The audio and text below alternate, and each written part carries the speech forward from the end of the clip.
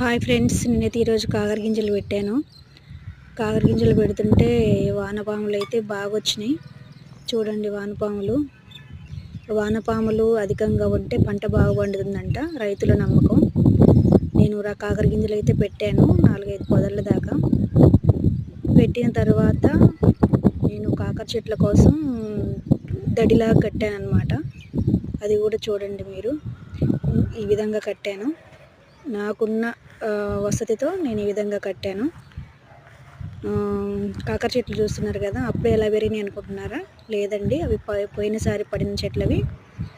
అవి గింజలు పడి మొక్కలు వచ్చేసినాయి. వాటిని నేను ఇంకా ఈ విధంగా తాళ్ళతోటి పాకడానికి కట్టాను.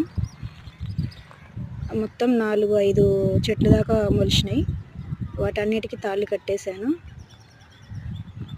Thank you friends, please subscribe my channel.